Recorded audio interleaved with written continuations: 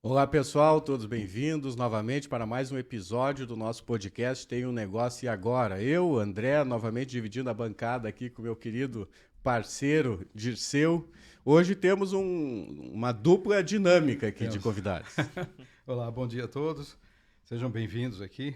Nosso podcast Tem um Negócio e Agora é um tema bem interessante que a gente criou brincando, conversando e começou a dar frutos aí, né? E hoje a gente tem um tema bem interessante, a gente buscou alguns temas que a gente gostaria de passar para quem nos assiste, quem está sempre nos acompanhando, que é o futuro da educação, a universidade gratuita, as novas possibilidades e a inteligência artificial que está impactando hoje em dia, né? Para isso, André, nós temos nossos dois convidados aí. Fique à vontade de apresentar o professor José Everson e eu apresento o seu Bem, Tarcísio. então tá. Vamos lá. Eu tenho a honra de receber o professor José Everton aqui. O professor José Everton ele é graduado em Direito pela Universidade Federal de Santa Maria, graduação em Ciências pela Universidade Federal de Santa Maria, mestrado em Desenvolvimento Regional pela Fundação Universidade Regional de Blumenau, doutorado em Ciência Jurídica pela Univale, pós-doutor pela Universidade de Passo Fundo e professor do mestrado e doutorado de Ciência Jurídica da Univale. Já foi coordenador do curso de Direito de Itajaí, diretor da Escola de Ciências Sociais e Jurídicas da Univale e atualmente ocupa, né, o cargo de vice-reitor de graduação da Univale. Muito bom. Nosso colega aqui também, parceiro, professor Tarcísio Meneghetti, doutor em Ciência Jurídica, em programa de dupla titulação pela Universidade Vale do Itajaí e pela Universidade dele Estúdio de Perugia. Mestre em Direito pela Universidade Federal de Santa Catarina, graduado em Direito pela Universidade do Vale do Itajaí, Univale, professor do Programa de Mestrado em Direito das Migrações Transacionais e Universidade do Vale do Itajaí, em parceria com a Universitat de Perugia. Muito prazer tê-los aqui e estamos sempre trazendo novidades para os nossos espectadores e principalmente o empreendedor, né? Esse é o nosso perfil praticamente, atender o empreendedorismo aqui, seja ele de que idade for, mas o que importa é que eles começam os seus negócios e não tem uma visão ampla, né? Tem uma visão muito do que vai tocar, daquela expertise que ele inicia o processo, mas a gente está tentando dar uma visão mais macro aí para o pessoal. E hoje o nosso tema aí fala, né, justamente do futuro da educação e a gente gostaria de ter um bate-papo com vocês, principalmente sobre os desafios da educação no Brasil atualmente, né? Fiquem à vontade. Bom dia, professor Tarcísio, bom dia, André, Disseu, enfim. Os desafios da educação no Brasil são imensos, porque nós temos que distinguir aquilo que eu chamo de educação formal, que é o sujeito ingressou na escola, tecnicamente ele concluiu a escola, daquela educação que efetivamente, que eu chamo de material, que é aprendizado, né? O Brasil, infelizmente, está muito bem no que diz respeito a essa educação mais formal, mas muito mal naquilo que eu chamo de educação material. Os índices do nível do estudante brasileiro, e eu posso falar claramente daquilo que está chegando na universidade, são assombrosos do ponto de vista de desempenho, né? Dificuldades de escrita, dificuldades de matemática. Na Universidade do Vale do Itajaí, por exemplo, desde que eu assumi a vice-reitoria, nós tivemos que criar programas de nivelamento. Um aluno hoje que chega para cursar em engenharia, ele não tem as condições mínimas do ponto de vista da matemática para cursar a engenharia. Ele precisa passar por um índice de nivelamento. No entanto, formalmente, ele cumpriu todos os requisitos para chegar lá. Sim. Ele estudou 9 anos e mais 3 do ensino médio. E não sabe matemática, contas básicas. Então, eu acho que o desafio brasileiro não é quantitativo, é qualitativo. Nós precisamos, de alguma forma, reverter esse processo para que o aluno efetivamente tenha condições de aprendizado. E isso, já emendando nesse assunto, me preocupa muito esse novo projeto do ensino médio, que me parece que ele tem algumas virtudes, que é dar ao sujeito oportunidades diferentes de conhecer diferentes áreas, mas fez isso em cima do sacrifício exatamente das disciplinas básicas: matemática, física, química, português e biologia. E isso não poderia acontecer. Nós podemos até ter uma escola em tempo integral, com o aluno tendo oportunidades de conhecer diferentes áreas, a área da saúde, a área da engenharia, a área da comunicação, do português, enfim. mas não fazer isso em cima da ciência pura. Porque essa ciência pura é exatamente aquilo que está faltando já no nível que está e vai piorar se a gente tiver essa implantação do nível do ensino médio do jeito que ele está previsto. Sim. Então, isso é uma preocupação muito grande. A gente tem acompanhado os índices, os números, a qualidade da educação que chega. Eu tenho hoje muitos professores que estão lá ensinando para o aluno da engenharia conceitos que ele deveria ter aprendido no ensino médio. Então, isso denota o tamanho do esforço que o Brasil vai ter que fazer enquanto nação para poder chegar lá. Eu até, aproveitando que o Tarcísio está aqui para falar sobre inteligência artificial, o que nós precisamos é ter planejamento. As pessoas têm muito medo da inteligência artificial quando dizem que a inteligência artificial vai trazer desemprego. Uhum. A Coreia do Sul é a nação do mundo que mais tem inteligência artificial, que mais investe em inteligência artificial e tem pleno emprego. Por que tem pleno emprego? Porque ela fez planejamento. Lá atrás ela fez um investimento pesado numa educação maciça. As pessoas foram preparadas para trabalharem com a inteligência artificial. Então é um país que tem inteligência artificial e tem pleno emprego. Agora, uma inteligência artificial chegando num país com as deficiências de educação que nós temos, aí sim o problema vai ser grande. Vai ser enorme. Porque questões básicas, qualquer computador hoje está fazendo melhor do que um aluno brasileiro com uma certa titulação. Então, isso é o tamanho do esforço que a gente vai ter que fazer daqui para frente. Para ver, professor, a gente trabalha com mentoria de startups, mentoria de jovens empresários, e fui professor da FGV durante vários anos. E o que o senhor está falando é pura verdade. A dificuldade maior é a formação básica, né? Então a gente pegava aluno de pós-graduação que justamente tinha que explicar para ele o que eu estava iniciando no processo de aprendizado, o conceito, para depois dar aula, né? Então esse é um sinal de falta de base. E na mentoria em geral, principalmente startups, né? Eles têm uma expertise, eles aprenderam a fazer aquele negócio para dar certo e tal, mas a gestão do negócio fica difícil porque faltam os conceitos, né? E esses conceitos básicos, nem é tanto o conceito de gestão, né? Mas é o conceito básico. Você vai falar alguma coisa de finanças, ele não consegue aplicar, porque ele não teve isso fortalecido, né? E às vezes a gente faz alguma coisa legal, eles dizem assim, poxa, legal, você foi bem, né? Diz assim, não, eu fiz a 5ª série forte. Então a gente brinca que você estudou naquele ano e aí você aprendeu alguma coisa. Então o desafio é grande, realmente o Brasil é um país continental com sérios problemas sociais principais, né? E que a gente vê que isso vai demorar muito para acontecer, mas precisa do planejamento, né? E a gente sente que o fortalecimento da educação básica no Brasil, ele depende muito da política, né? E, infelizmente, nós temos uma série de dificuldades porque não houve uma política de longo prazo, né? E as universidades aí recebem esse aluno de uma forma sem ele estar preparado para estar lá, que nem o senhor falou. Formalmente ele está ok, passou por todo o processo, mas conhecimento, ele não tem ainda a formação necessária. E eu quero deixar bem claro para o nosso telespectador que isso não é uma questão de dinheiro. Uhum. Ninguém gasta tanto dinheiro em educação quanto o Brasil. É vontade política, né? É uma questão de política, de prioridade, é de fazer as coisas como tem que ser feitas. Assim, nós criamos algumas políticas como a da não repetência. E nós só, ao não repetir, nós empurramos o problema. O problema chega na universidade. Com certeza. Isso não é uma política. Nós temos que entender que o aprendizado pressupõe que as pessoas aprendam em algum momento da vida. O que nós não podemos fazer é empurrar isso ad eterno, porque isso vai tendo repercussões até o final. Sim. Então, eu tenho muito cuidado de dizer isso, André, porque às vezes quando falar tem que mexer com a educação, pensam que é dinheiro. Não, não é dinheiro. São pressupostos básicos que a gente precisa deixar muito claro para fazer acontecer. Países muito mais pobres que o Brasil, que investem menos que o Brasil, têm resultados melhores. É bem aplicado. É bem aplicado. É gestão, né? É gestão do recurso. Gestão. É gestão. Então, professor Tarcísio, as máquinas roubarão os nossos lugares aí? Qual a sua opinião acerca da inteligência artificial? Não acho. Não. Mas primeiro eu quero dar só um comentário sobre o assunto, que o professor José comentou bastante sobre a questão da matemática, né? No direito, talvez não só no direito, mas nas ciências sociais e humanas como um todo, nós vemos notando cada vez mais dificuldade com leitura, escrita e interpretação de texto. Até na questão de fôlego para texto, ou seja, cada vez mais alunos têm dificuldade, por exemplo, com textos longos. Agora, 10, 15 páginas já é uma dificuldade.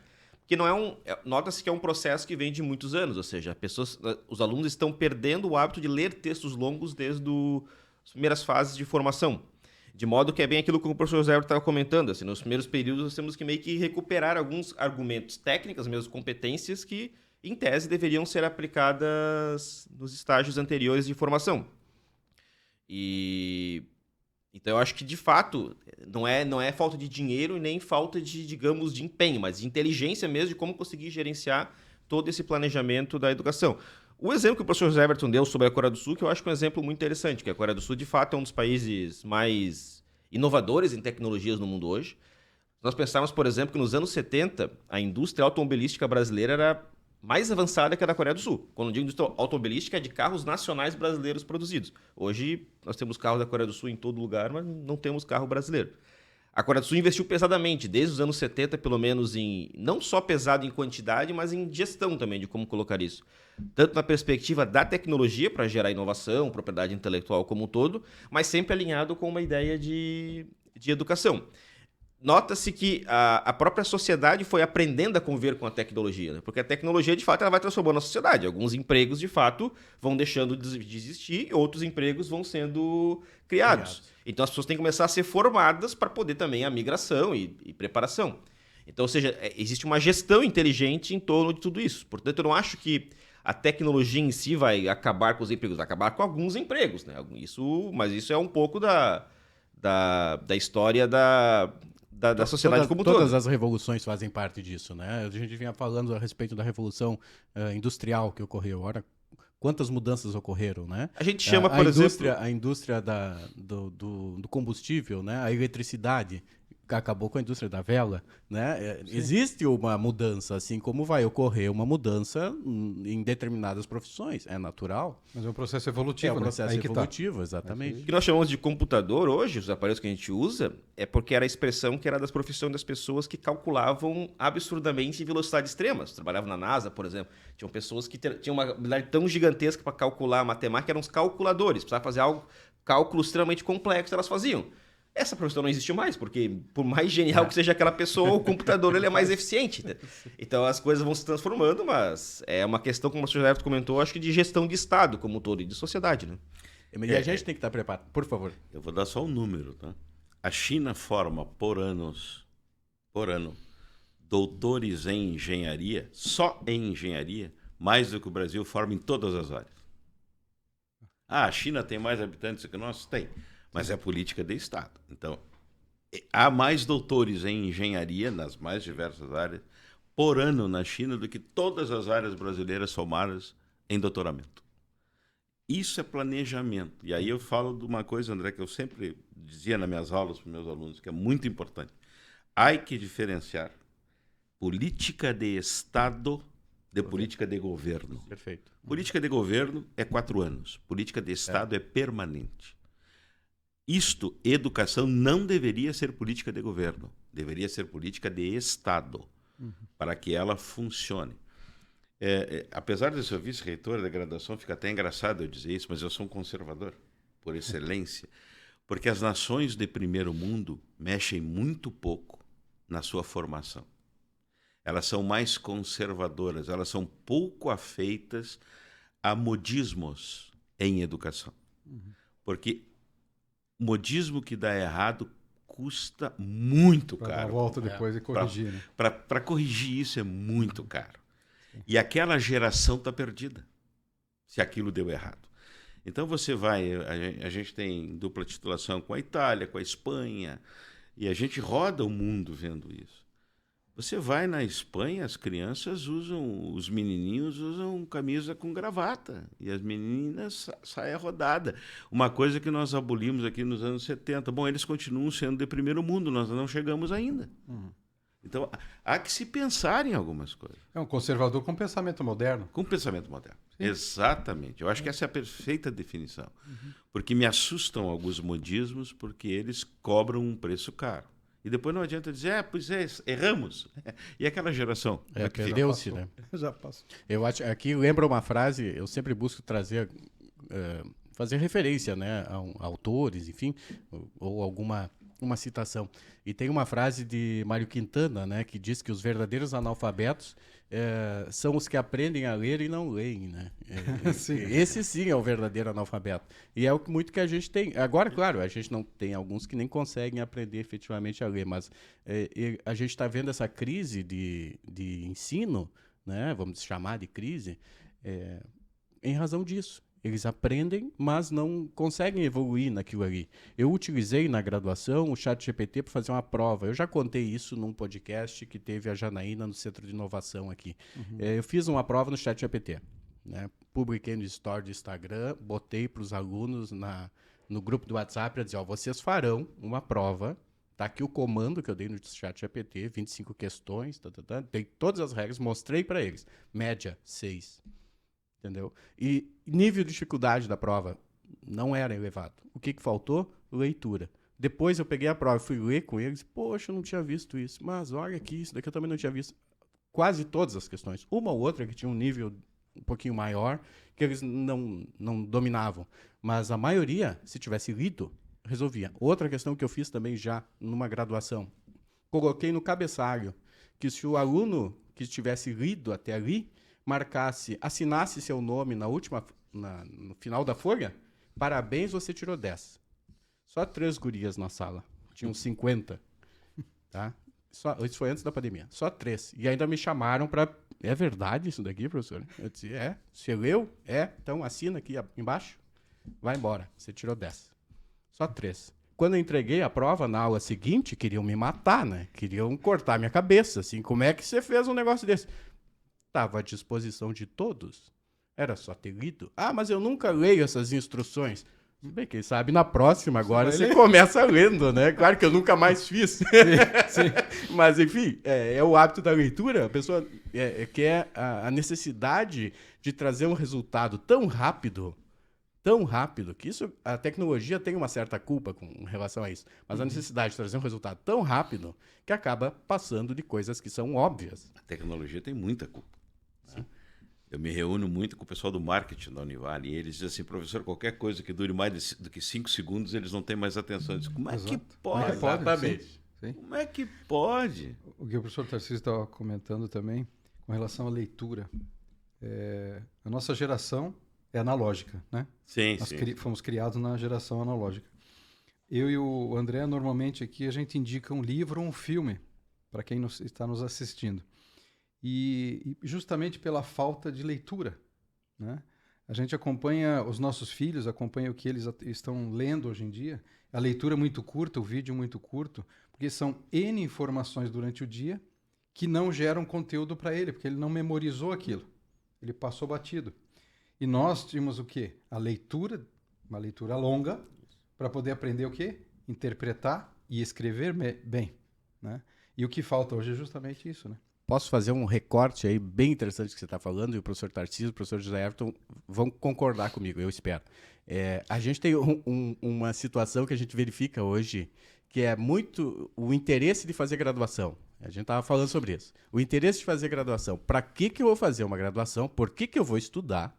Se é mais fácil eu vender videozinho na internet. Se é mais fácil eu... Enfim, para que eu vou fazer uma graduação em Direito se eu posso comprar um curso na internet que vai me transformar em um expert em tal coisa para eu resolver extrajudicial, vamos imaginar. Sim. Né? A gente tem muito disso. Então, a gente verifica, não sei, daí esse é o meu questionamento para vocês, se realmente se verifica uma redução no interesse das novas gerações naquele curso vamos dizer assim, formal de formação, né, que nós temos no Brasil hoje, em especial nas graduações. Essa é uma crise latente hoje no Brasil. Mês passado eu estive em Santa Maria, no Rio Grande do Sul, no Fórum Nacional dos Pró-Reitores, né? E lá eu ouvia do reitor da Universidade Federal de Santa Maria que, a seguir uma curva de descendente do número de alunos que procuravam a universidade, em 2040 a Universidade Federal de Santa Maria muito provavelmente teria que fechar a porta de muitas salas de aula e de muitos cursos. E ele deu um dado estarrecedor. Né? Há 6 anos, o curso de Física não formava ninguém na Federal de Santa Maria e há 4 não entrava ninguém. Isso é ciência pura. Uhum. Que país se pretende entrar no século XXI, em que nós estamos discutindo inteligência artificial, homem na Lua? A Índia botou um artefato na Lua agora e não tem físicos para fazer o trabalho. Então, a crise do ensino superior é uma crise de falta também de interesse. Mas é por quê? Uma geração cujo limite de tempo de atenção é 30 segundos, que é o TikTok, e ela precisa ficar muitas vezes 4 horas sentado assistindo uma aula, evidentemente que ela se desinteressa. Mas a questão toda é que alguém vai ter que ocupar os postos. E a pessoa precisa decidir agora se o que ela quer é mandar ou ser mandada. Perfeito. Porque aqueles que irão mandar estarão sentados em algum Ocupando momento, espaço. em algum banco, Exatamente. se preparando para. Sim. Porque você não chega lá na frente se você não se preparar para. Perfeito. E eu não estou falando aqui só de cursar uma universidade. Se você quer ter o seu negócio, você tem que se preparar para. Também. Você pode ter a melhor ideia do mundo, mas se você não tiver gestão, se você não tiver organização, o teu negócio vai falir. Ou vai ser comprado por alguém que tenha gestão Que alguém e que estudou planejamento. lá. Alguém que esteve estudando, se preparando. Estudou. Então, assim, esta é a questão que precisa ser dita e ser analisada. Você vai ter que ter alguém que vai comandar. E esse alguém vai se preparar. Eu tenho uma frase que eu usei há muitos anos atrás. Né? Eu era, em sala de aula, eu era um daqueles professores caixões.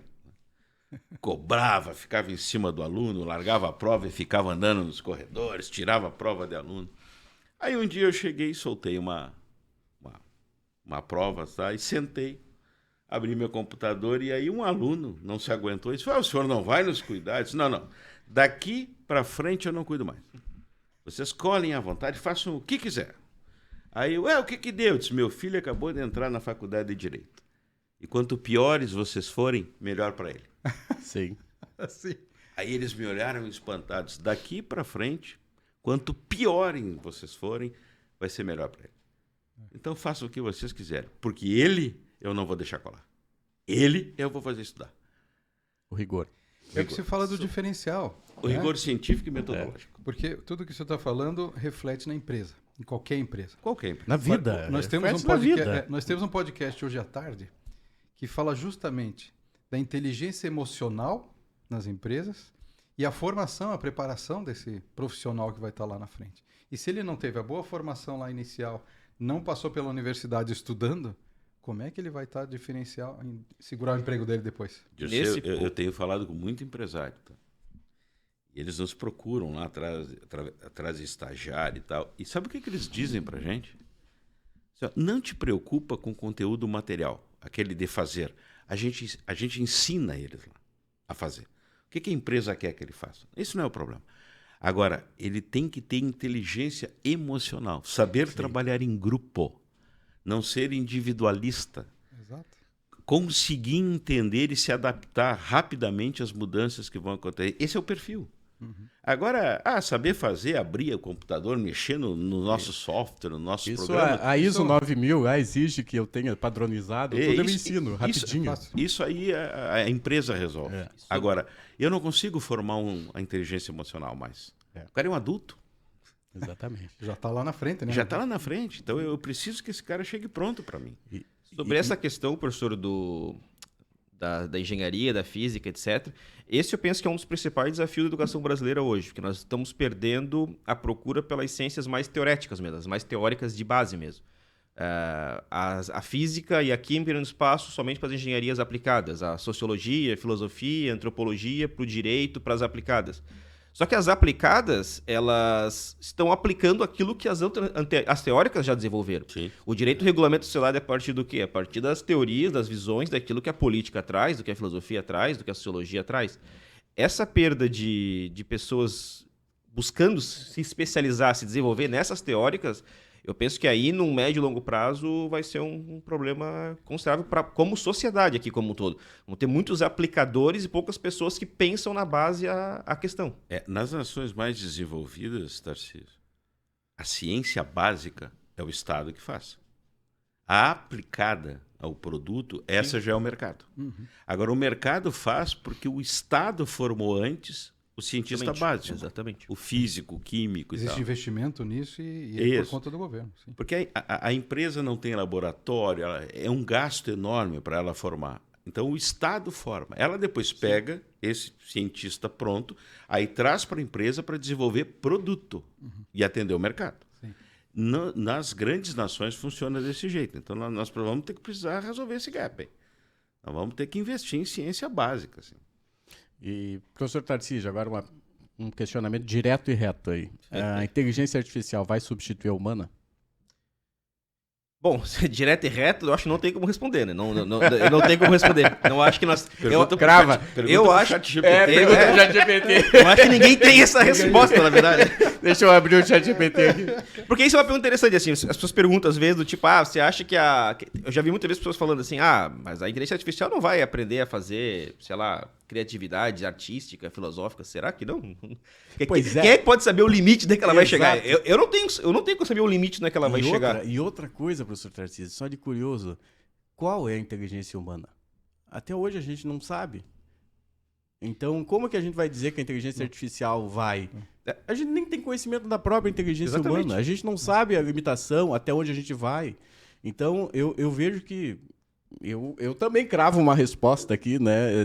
Meio que em cima do muro, não sei. Mas um não sei, mais provavelmente, para um não. Eu não sei de humildade. Eu acho que não temos condições de responder isso hoje, talvez. Mas é a minha opinião, né? Olha, eu tenho comigo que nos falta uma humildade para entender quem nós somos. Exato. Tá? O ser humano é um animal. A gente esquece disso. A gente acha que é um ser que está acima dos demais. Nós somos bípedes mamíferos. Ok? E a única coisa que nos distingue dos demais animais desse planeta é a nossa capacidade de pensar. Exato. Se a gente abrir mão disso para o ChatGPT, bicho, nós estamos reduzidos à condição de animais, ruminantes e mamíferos.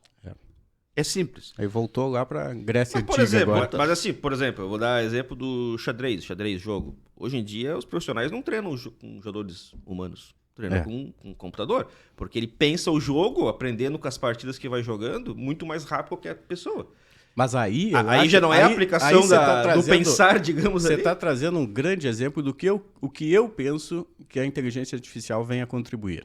Né? Aqui a gente pode trazer até a filosofia oriental, né? A harmonia dos opostos, o taoísmo, o yin e yang, né? A gente vai ter que harmonizar aquela bolinha preta e branca, né? A gente tem que harmonizar a parte tecnológica com a parte humana. Sim. Porque a tecnologia vai nos fazer, no meu pensar, fazer o ser humano novamente, entende? Quando a gente teve a Revolução Industrial, a gente teve aqueles... tem sátiras de Chaplin lá, né? O Tempos Modernos, o filme. O homem virou uma máquina, né? Não sois máquinas, é aquela frase do Chaplin. Então, agora a tecnologia traz a oportunidade do ser humano novamente. E é o que o professor José Everton disse. Não vamos esquecer que nós somos seres humanos, somos animais. Então, a tecnologia vai trazer isso. E daí, por que eu estou fazendo o link com... O que tem a ver com a nossa conversa hoje? Porque é através da tecnologia somada à educação que vai fazer com que a gente consiga utilizar a tecnologia e voltar, eu digo... perdão da língua portuguesa, vamos voltar para frente, né? Porque a gente não vai voltar, né? A gente vai voltar avançando, voltando a ser humano. Né? E esse voltar a ser humano é o grande avanço que nós vamos ter, no meu ponto de vista. O exemplo do xadrez é interessante, né? Existirá um momento em que a inteligência artificial, enfim, ela ajuda, mas aí tu está falando do xadrez, os grandes competidores. Sabe onde é que o xadrez é importante? Lá para a criança. Para dar raciocínio, lógico, mentalidade, planejamento, porque quando tu joga essa peça aqui, tu já está pensando 3 movimentos à frente.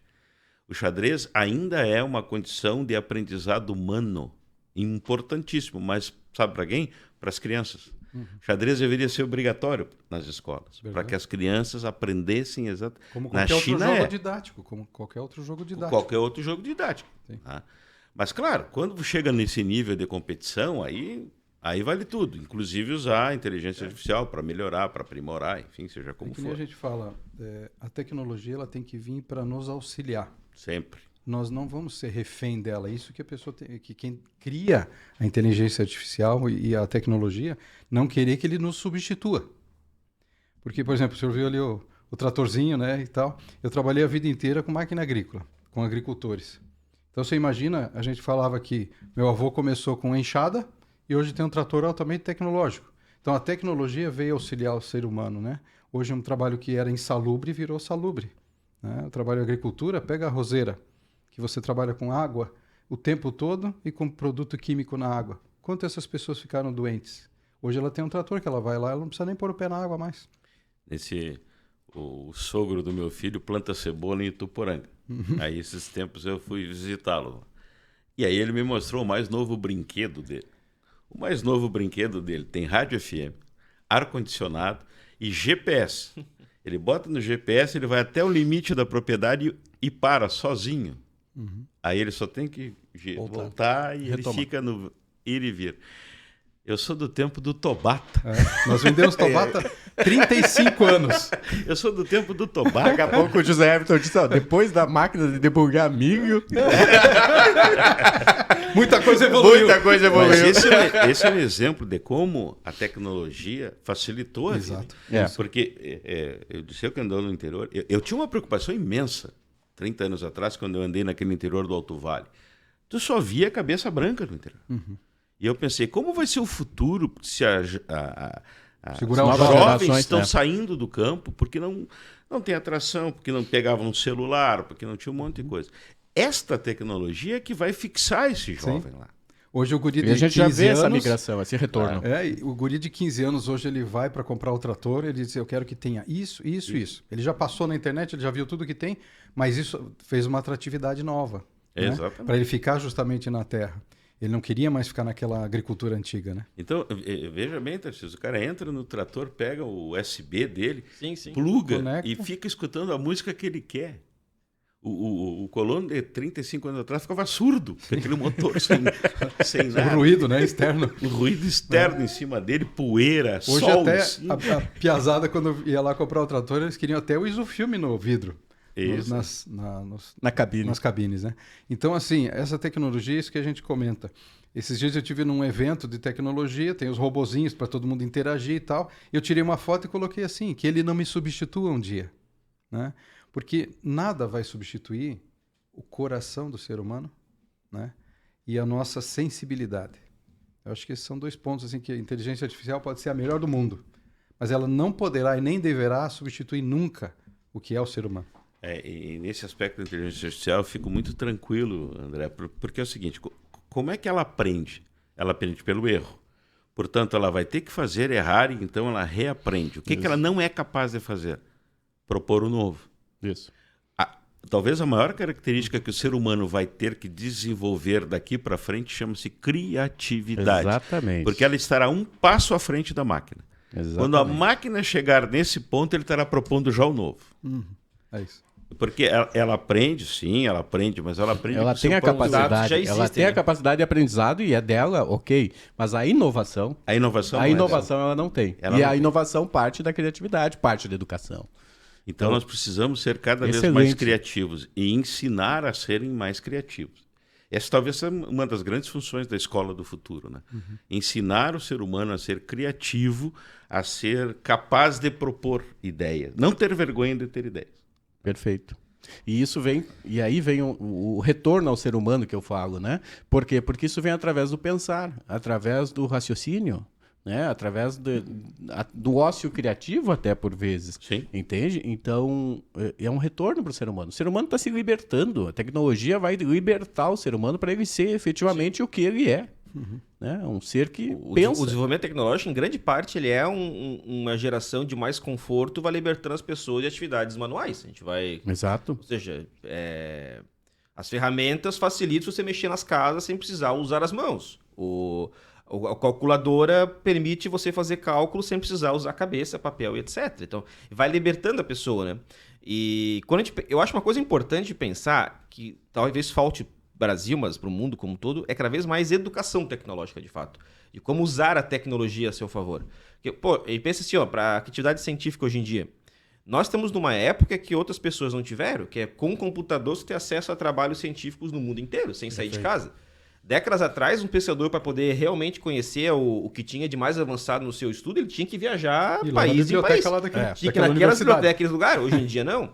Então, a quantidade de informação e conteúdo que temos à disposição hoje, ela é absurda comparado com outras eras. Só que aí vai uma educação para as pessoas aprenderem a usar isso, né? E não ficar só no Instagram e etc e tal, com as coisas de sempre, né? Porque não se aprofunda, é interessante. Essa questão da pesquisa volta na leitura e o fato de ir numa biblioteca, abrir um livro e estudar em cima daquele livro e outros livros, enfim, e fazer resumos e coisas que a gente fazia, cria esse ambiente de você conhecer e poder avaliar, poder interpretar as coisas muito melhor. E a leitura pela tela não te dá muitas vezes a possibilidade de criar, que a gente fala de criar. Porque a anotação lateral, qualquer coisa que você anote mais aqui, te dá insights, que não dá pelo celular. E veja, se até eu consegui, porque eu sou de uma geração antes da tecnologia. 1970, olha só, o meu pai comprou uma televisão para assistir a Copa do Mundo. Tá? Minha mãe colocou na sala, colocou um guardanapinho em cima e colocou um bibelô. E eu ia com botão, era uma Telefunken de botão. Aí quando eu ia assim, ela dava na mão e dizia, criança, não mexe nisso aí. E a minha geração se criou com aquela ojeriza tecnologia, porque criança não mexe nisso aí. A minha neta hoje, ela já usa celular. Quase nasceu com o celular na mão. Quase nasceu com o celular na mão. Então, mas se até eu conseguir me tornar um semi-tecnológico, porque tecnológico completo eu não vou ser nunca, eu acho que nós temos um grande trabalho. Eu acho que a educação tecnológica é importante, até para o sujeito usar a tecnologia para o lado bom. Né? Exatamente, nesse ponto. É esse o ponto. Exato.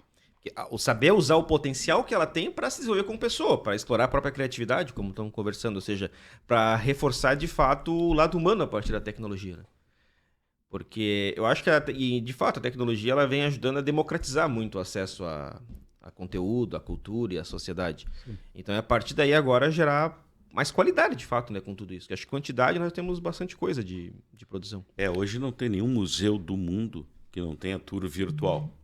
Tem muitos seres humanos que não vão conseguir visitar todos os museus do mundo.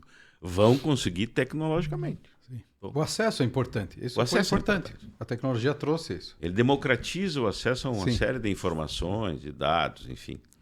É o lado bom da coisa, que nem É o lado bom. Todo lado tem seu lado bom. Tem os dois lados. A gente estava falando do ponto de vista esses dias. Não, exato. Deram risada, porque eu disse, se pediram uma definição de ponto de vista. Aí até virou rios aí no Instagram. A definição do ponto de vista, olha, a melhor definição de ponto de vista é só você inverter. É a vista de um ponto. Essa é a melhor definição de ponto de vista. Porque você está aqui, você está enxergando lá. Se eu estou lá, eu estou olhando de outra forma. Então depende do ângulo que você está. Por isso que é importante você ter troca de informações, porque cada um enxerga do seu ponto de vista. E cada um vai poder contribuir, né, de alguma forma diferente, até porque fisicamente a gente não tem como ocupar o mesmo espaço e tudo mais.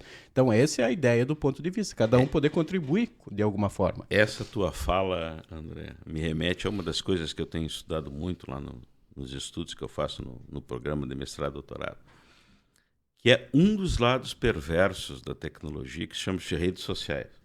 As redes sociais estão fazendo com que tu só tenha o teu ponto de vista. Sim, sim. As gerações anteriores, a geração do livro, ela tinha que discutir. Eu tinha que ler o livro, o professor dizia, agora vamos discutir aqui. E no discutir, tu acabava estabelecendo uma coisa que é primordial para o crescimento, que é a dialética.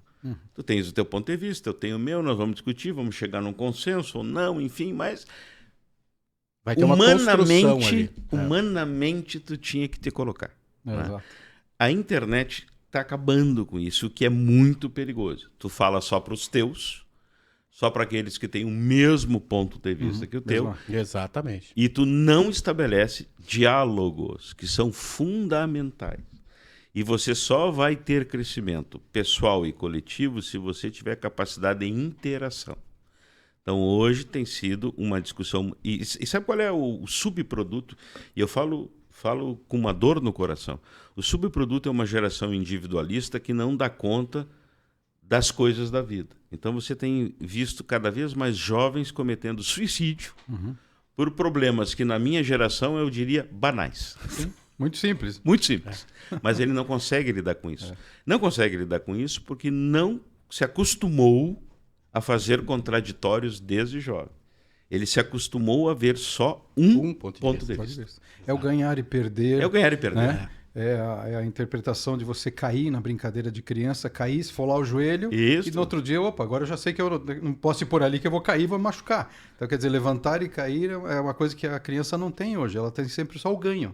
Só o ganho. Né? Então fica difícil. As perdas, toda essa parte que a gente sente que elas não têm hoje estão impactando justamente no comportamento. E na vida, digamos, real aqui fora, a gente é obrigado a conviver com opiniões diferentes o tempo inteiro. O tempo todo. Numa sala de aula tem alunos que gostam da sua aula, tem alunos que não, e você vai se adaptando, é normal, é da vida. Agora, na internet e redes sociais, você pode ficar num grupinho fechado. Não importa qual visão de mundo que você tenha, você vai encontrar um grupo lá de pessoas que pensam mais parecido. Que concordam com você. Concordam com você e fica reformulando ao infinito um negócio em loop. As mesmas opiniões, as mesmas ideias, nunca vai... E se um entra dentro ali e começa a criar algum problema, eles excluem. Exatamente. O clique de um botão, você Pronto. acaba com o teu problema. Na vida real não funciona Não é assim. E aí a questão volta para a empresa, por exemplo. Tudo isso que a gente está comentando reflete lá na hora que ele for trabalhar na empresa. E a gente falou muito do filme O Senhor Estagiário. Né? Por que está tendo a mescla hoje de outras gerações trabalhando com a geração nova? Porque justamente essas cicatrizes que a gente fala, eles não têm. E eles sentem que a gente... Nossa, mas por que você é tão forte? Você entende tão bem disso? Porque a gente caiu e levantou, a gente caiu e levantou. São as cicatrizes da vida que eles não estão deixando acontecer com eles. Tudo tem que ficar perfeito, não tem cair, não tem errar. E aí quando erra, o desespero aparece. Mas daí tem até... Isso se transforma, numa última análise, até numa política pública. Que é o que o professor José Everton... Não lembro se foi o professor José Everton ou você. Que não posso reprovar. Ele tem que ser aprovado. Por que tu não pode reprovar? Na nossa época reprovava, enfim. Enfim. Vamos estudar mais? Vai de novo. Não, eu brinquei da quinta série. Eu brinquei da quinta série porque eu repeti a quinta série. Olha aí. E foi legal por dois motivos. Primeiro, porque você aprendeu mais. Você prestou mais atenção naquelas aulas. Eu fiz mais amizades com a segunda turma da quinta série, que até hoje são amigos meus. Enfim, e a diretora, um exemplo muito bonito. A diretora conversou com meu pai e ele disse assim, nossa, mas o que aconteceu, né? O Júnior também. Daí ele falou... Por que ele está reprovando e tal? Não dá para dar um jeitinho? Naquela época ainda se conversava com o diretor, né? Ela disse assim, não. Você quer que ele seja um homem forte ou fraco? Eu quero que ele seja forte. Então ele tem que repetir. Porque ele que não foi bem. E você não pode interferir nisso. E hoje a gente coloca, às vezes, muita coisa da tecnologia querendo que tudo se resolva. Mas a gente não se coloca no lugar que a gente errou. Então, isso que aconteceu, essa questão da analógica, nossa geração repetir, reflete muito bem hoje justamente nessa mistura de gerações nas empresas e que elas são benéficas e estão sendo necessárias. Nós, de geração de acima de 50 e 60 anos, estamos trabalhando ainda por conta de uma geração que vem vindo imatura. Né? Então, esse é o reflexo de toda essa questão. E um outro ponto, eu acho, das redes sociais, que é importante observar, que é o seguinte, a rede social tem muito uma lógica da quantidade, né? Então, quanto mais pessoas curtiram, quanto mais pessoas repercutiram, etc., é um indicador que, sei lá, teve algum sucesso, teve alguma eficiência aquilo ali. Agora, na vida em geral, não necessariamente é assim, né? Porque não é porque um monte de pessoa gostou e concordou com aquilo ali que quer dizer que é o melhor que tá certo. Às vezes, uma opinião para resolver um problema numa empresa pode ser daquela pessoa que é o que não foi o que conseguiu convencer, que foi divergente, não é o da maioria, por exemplo. Disruptivo, né? E esse é um... Quando você começa a pensar tudo em conquistar coisas que todo mundo vai concordar e gostar para ter quantidade, é um pouco complexo. Que daí você começa a ir numa lógica que não é necessariamente a lógica que funciona, né? Exato. A unanimidade é burra, né? Toda. Toda unanimidade é burra. Nelson Rodrigues. Nelson Rodrigues. Dizia isso. E André, vamos falar um pouquinho da universidade gratuita? Pois é, eu tô cuidando aqui do horário que eu quero fazer uma provocação, né? Porque a gente vê um cenário de desafio no ensino superior, né? Eu acho que isso Se tem alguma coisa que todos nós aqui, após essa conversa, concordamos, é que nós temos um desafio no ensino, e em especial, como nós todos na área do ensino superior, né, no nosso caso, o ensino superior. E Santa Catarina tem um case ali que está virando notícia, que é, em especial, a questão da universidade gratuita, né?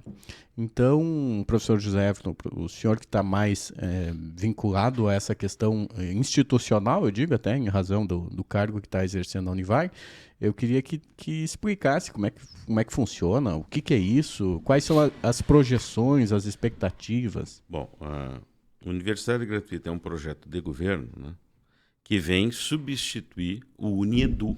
O UniEdu era um programa de bolsas em que o estudante se submetia a ela, e devido a índices de carência, ele acessava ou não, e aí, dependendo, ele poderia ganhar 30, 40, 50, 80, Sim. Havia uma série de fatores. Nem todo mundo conseguia, porque dependia muito da quantidade do índice de carência. Então, vamos lá, em 2021, o último aluno que ganhou uma bolsa tinha índice de carência 20. Aí, em 2023, mais gente pedia, o último que conseguiu o índice de carência tinha 14, ou seja, do 15 para cima ficou fora. Então, ele tinha uma certa instabilidade, né? O que o governo do Estado pensou também que era uma coisa muito clara, né? Ele entende que o índice de carência familiar ele não tem que ser a única base de cálculo, mas sim o quanto custa o curso que o aluno escolheu. Eu explico. O sujeito tem uma renda lá de R$10.000, mas o curso que o filho dele está fazendo custa 800. O comprometimento da renda é 1. O cara pode ter uma renda familiar de 20, mas o curso que o filho escolheu custa 11. É 50%. Uhum. É o então, peso. Essa lógica mudou com a universidade gratuita. Então, o curso de medicina, a renda per capita passa a ser de 8 salários mínimos. Então, aumenta barbaramente. Enquanto que nos demais cursos fica em 4. Quando é renda per capita, é a renda dos componentes da família. Então, aumenta consideravelmente. Vai ter bolsa para todo mundo? Isso é uma incógnita, porque a gente ainda não sabe a quantidade de alunos que virão buscar a universidade gratuita. O que muda do ponto de vista do aluno é que provavelmente, uma vez ingressando na universidade gratuita, ele tem isso garantido até o final do curso. Que era diferente do UniEdu, que você tinha que a cada semestre se reinventar novamente. Uhum. E aí dependia muito do índice de carência de quem entrava, sempre que o volume de recursos era o mesmo. A Universidade do Vale do Itajaí, por exemplo, aderiu sexta-feira à Universidade Gratuita. Formalmente, nós fizemos a adesão ao programa e tudo indica que, se não houver intercorrências, a partir de outubro os alunos já podem se inscrever para a Universidade Gratuita. Que alunos, nesse momento? Os calouros que entraram no segundo semestre. Porque os veteranos que estavam ainda estão protegidos pelo UniEdu até o final do ano. Então, em 2024, aí todo mundo vai para a Universidade Gratuita. Para a universidade, o que muda, né? Uma certa tranquilidade, porque você vai ter uma forma de planejar melhor o seu andar, porque o UniEdu sempre era uma coisa que nos dava. Eu vou chutar números absolutos para não correr erro. 100 alunos, mas desses 100 alunos, você tinha 80 que já entraram sonhando que ganhariam o UniEdu. Desses 80, só 50 conseguiam. 30 abandonaram. No caminho se perderam. Mas só que eu, como planejador do semestre, eu tenho que confirmar a turma com o professor com os 100 alunos. Uhum. Aqueles 30 que foram embora me deixavam um buraco que eu não tinha mais como cobri-lo ao longo do semestre. Uhum. Com a universidade gratuita, eu entendo que o planejamento vai se dar de uma forma bem melhor, bem mais organizada. O que nos alegra na universidade gratuita também, que é um prêmio àqueles que iniciaram o processo de educação do interior de Santa Catarina 60 anos atrás. A Univale fará 60 anos no ano que vem. Uhum. E é uma das pioneiras no ensino superior no interior do estado de Santa Catarina. Mas as demais estão por aí, 40, 50 anos, enfim. E é um reconhecimento à CAF, né? A Associação Catarinense de Fundações Educacionais, pelo trabalho que fizeram. O André sabe disso que eu estou falando, e são números que precisam ser trazidos, né? A Universidade do Vale do Itajaí, através do seu curso de fonoaudiologia, que é um dos únicos do estado, atende pessoas com deficiência auditiva de todo o estado de Santa Catarina. Quem vai lá na universidade vê aquelas ambulânciazinhas chegando de todo o interior do estado, que vem trazer crianças, vem trazer jovens e tal, para terem seus aparelhos auditivos, a sua... Esse é um trabalho que só uma universidade comunitária faz. Sim. Você vai me perguntar hoje, e o curso de fonoaudiologia teria alunos suficientes? Não, ele se sustenta pelo serviço social que faz. A universidade jamais cogita mexer no curso de fonoaudiologia, independente do número de alunos, porque ele é muito importante para a sociedade.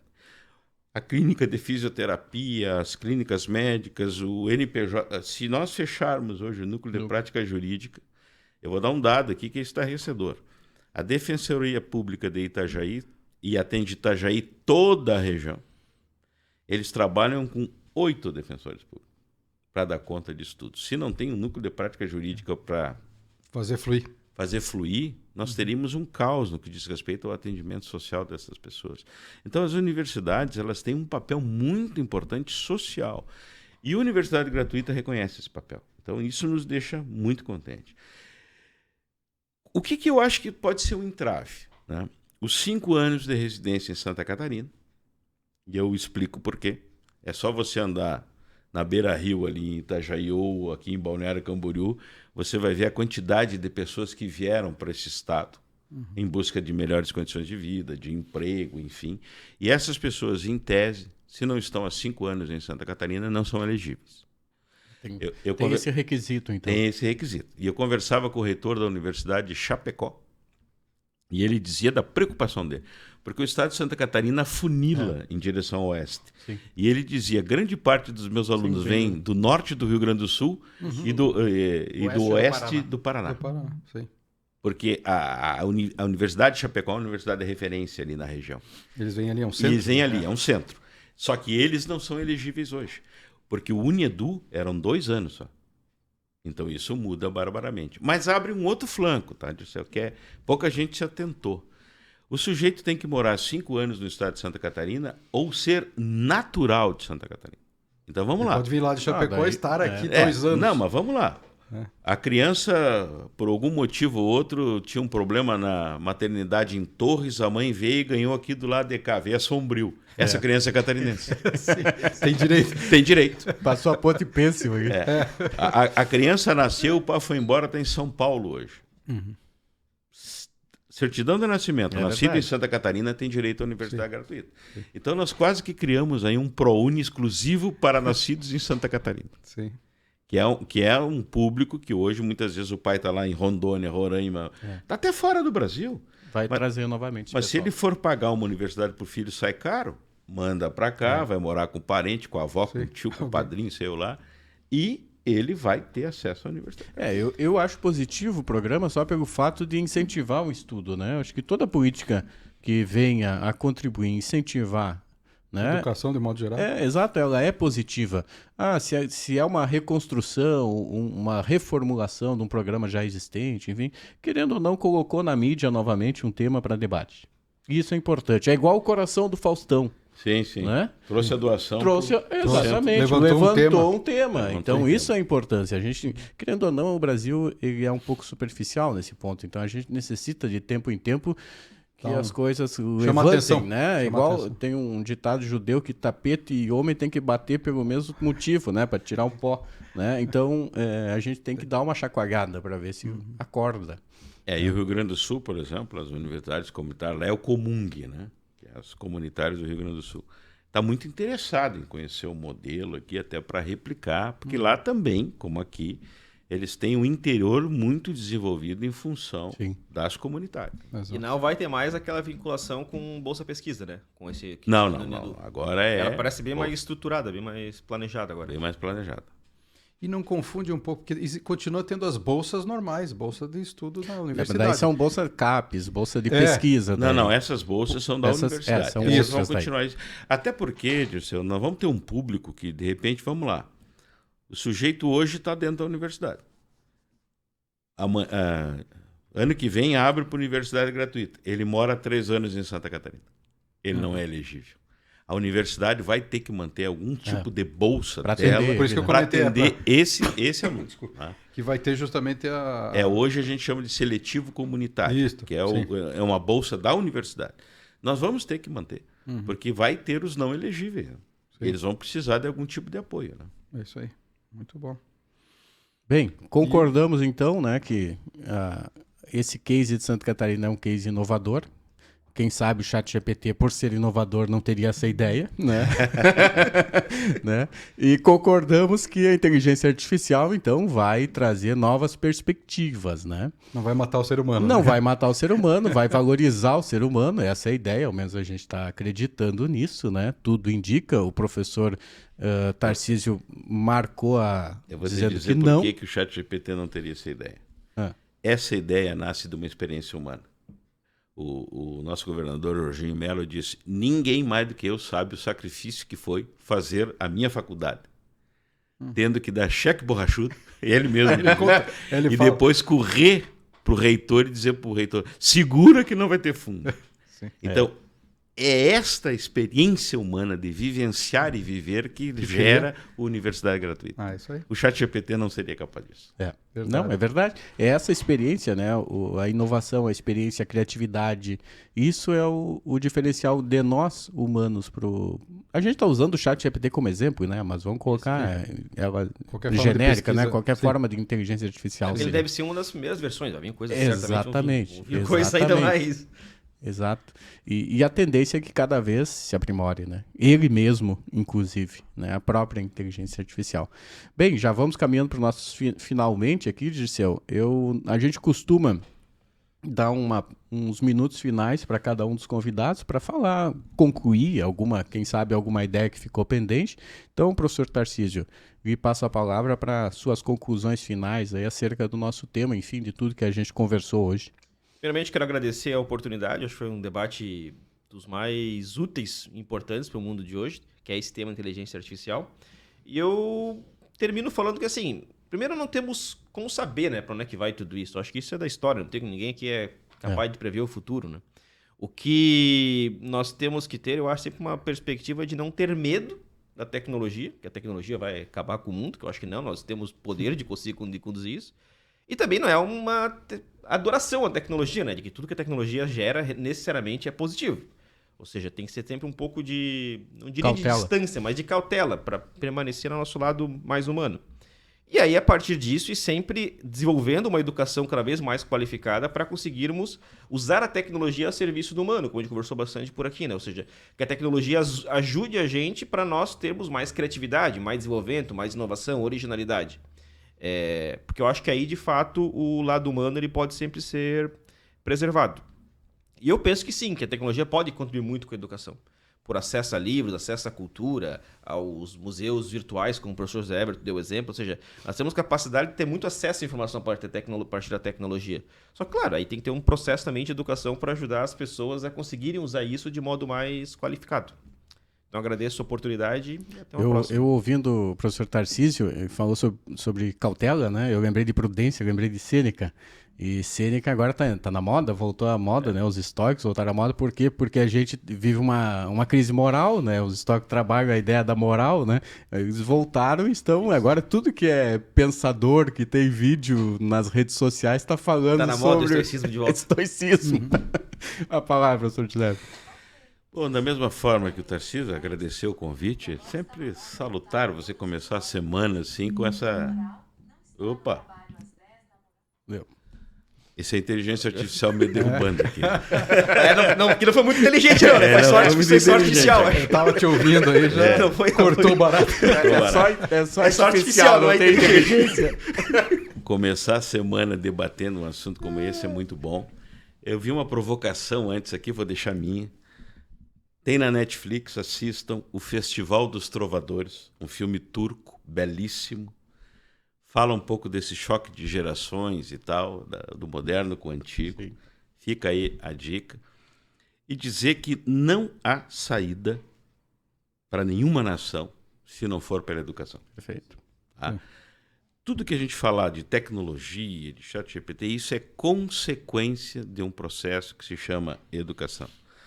Eu vou dar um exemplo que isso me marcou profundamente a minha trajetória, né? Quando eu fiz a faculdade de Ciências Matemáticas lá em Santa Maria, que foi a primeira graduação que eu cursei, eu tive que ter algumas aulas no prédio da educação. E aí eu ia lá, aquele negócio de didática, enfim. No prédio da educação, eles têm um quadro, uma reprodução, na verdade é uma fotografia. Eu acredito que seja Munique, a cidade. Aquilo era o inverno de 1945 para 46. Né? É uma foto de uma rua de Munique, não tem um prédio de pé. Está tudo demolido pelo bombardeio dos aliados. Tudo, é escombro. Aí tem uma pilha de tijolos, foi colocada uma porta de pé e tem uma professora dando aula para crianças que estão sentadas no chão. Isso deve ser novembro, dezembro, porque fazia frio.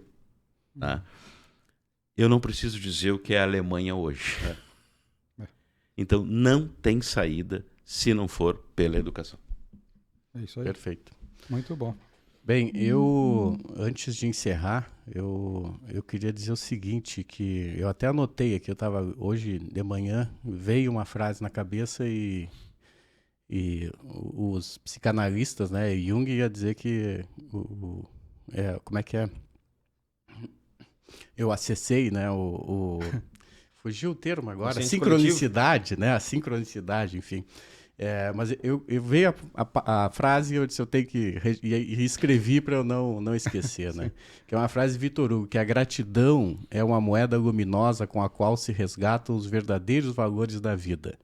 E hoje, eu disse quando eu fui buscar o professor José Everton, eu disse que eu estava muito feliz com a possibilidade de tê-lo aqui. Sim. Porque o professor José Everton foi um cara que, para mim, ele conversa bem, ele tem uma boa oratória, mas ele foi muito importante num momento especial da minha vida e que ele não faz nem ideia do que eu vou falar hoje, porque para ele, eu acho que não foi... Para ele foi irrelevante, mas para mim foi aquele momento, sabe? Que a pessoa te fala um negócio e você fica...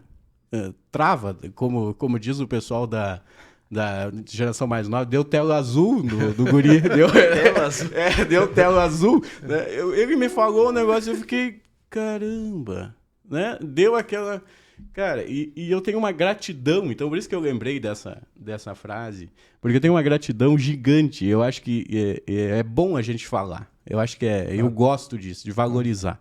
Então, eu sou muito grato, professor José. Você não sabe, não faz nem ideia do que é, mas, enfim, não interessa, mas por estar aquele momento. Por falar, às vezes falou uma besteira.